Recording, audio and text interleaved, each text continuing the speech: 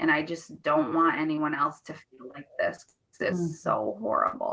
Through state police investigators, Mary was able to piece together her son's final hours, an exchange of pictures, and then threats from the person on the other end, telling Riley if he didn't send them $3,500, they would share those pictures with his friends. That's when his mom says Riley went into panic mode. We say, don't do it, don't do it, don't do it. But we have to say, but if you do, you know you are never alone. Mary doesn't for a minute believe the person on the other end was the cute little blonde girl Riley saw in the picture, but rather a fake account targeting her son in what's known as sextortion. We have to put down your device and get a real human being. And I just think that that's so crucial, because when their brain goes in fight or flight, they don't know what to do. She is now urging parents to keep close tabs on what their children are doing online and wants pressure put on social media companies to prevent predators from targeting another child. There is responsibility and accountability that needs to be put on the social media and search engine empire that is making billions of dollars off us and our kids. For Mary, Riley's loss has left a giant hole in her soul. Her sweet, funny, loving boy, loved by so many, no longer with her in person, but forever in her heart. I'm holding him tight, trying not to push away the memories, even though they're still hurting, because, he'll always be with me. He means everything to me. Shylin Dixon would take her own life on March 3rd, 2021. 3 weeks before Riley Bassford, just a town away. I was like, what? What do you mean? Like, this can't be happening again. No, another family can't be going through this. Her guardian, Rosemarie Maneri, says Shylin left a note saying she had sent nude photos to someone she met online and was the victim of internet blackmail. Days after Shylin's death, Rosemarie says the Facebook account she was interacting with vanished. It's unimaginable. It's unimaginable that people would do this to kids. In the months after Shylin's death, Rosemarie has channeled her pain into a call for action, pushing to hold social media companies accountable and urging lawmakers to do more to protect our kids. There should be no reason why they can't be more vigilant about what they're doing and what people are doing on their platforms. We, as parents, need to be vigilant about our children and the internet. But as lawmakers, they need to understand that they also have to be held accountable and be able to hold predators accountable. She wants to help educate kids about how to stay safe on the internet, making sure parents know what to look for. And she supports new laws to make sure social media companies do more to keep children safe. If we're going to continue to give our kids the internet, the world at their fingertips, then we need to be able to hold the people that are on the other side of it accountable. It was just a few months after David McDaniel buried his teenage son, Evan, when he logged onto his computer from his Houston area home. I was casually scrolling through Yahoo News, and the headline just caught my attention. It was just complete chance. David and his wife Jennifer could hardly believe the stories they were reading out of upstate New York. Initially, it was almost disbelief that I was reading this with another young kid's name. I was absolutely shocked at how similar. I was just absolutely floored. I knew things like this happened, but the circumstances, especially with Riley, were just almost exact.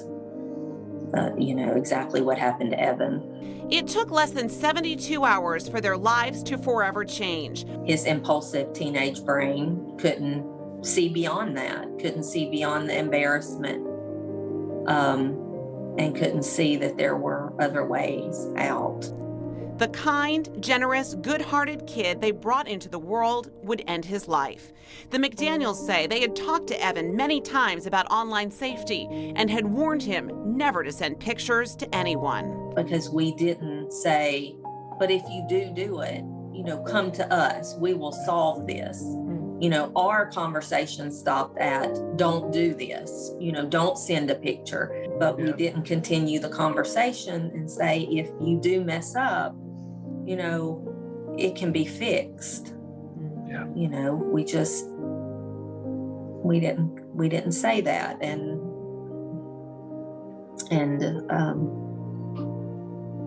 I wish every day that we had said that.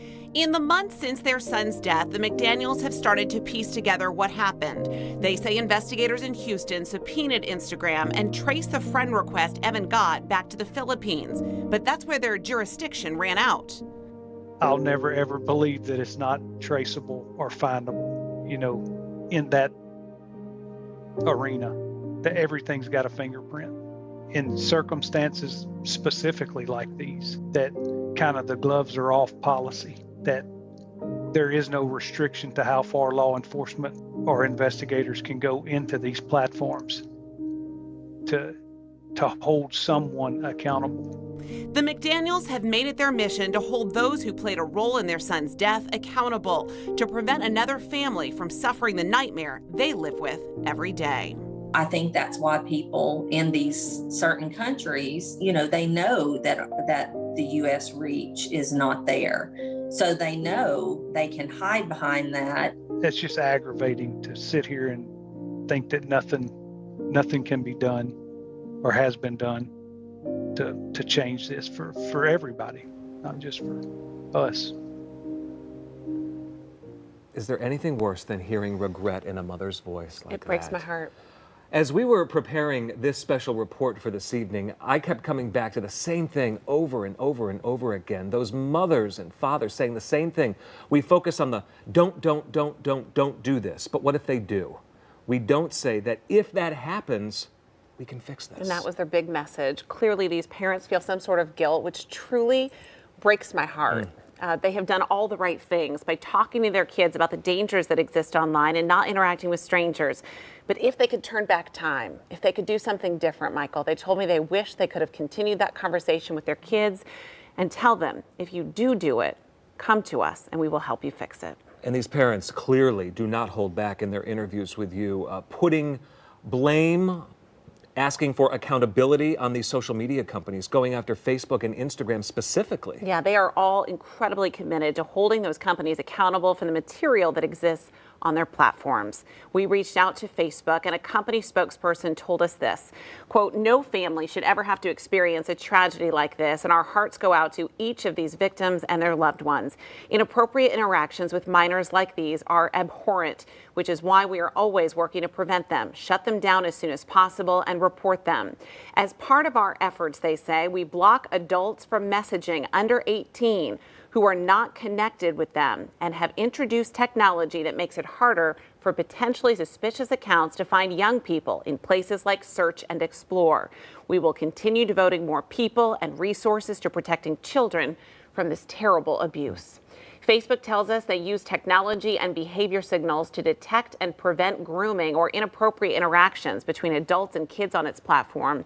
If a child gets a message from an adult who is not connected to a friend, Facebook will provide a warning message. Well, but despite that, this is obviously still happening again and again. Over and over, again and again. And that's why I couldn't stop digging into this, because I kept finding out new information and I knew I had to learn more. Next, you will hear from a young teen who became the victim of sextortion but lived to tell her story. And we shed light on the broader issue of child exploitation online and the cases we found right here in Central New York. When kids feel like they are pushed into a corner such that taking their own life seems the only option, we have to do something. And then Megan spent months tracking down solutions for this and the people we elect to public office to come up with them. I did, and I also spoke to experts because there are things parents can be doing right now as we wait for those legislative actions. Plus, the top prosecutor of child exploitation in Syracuse on a mission to protect kids, the one thing she wants your children to know.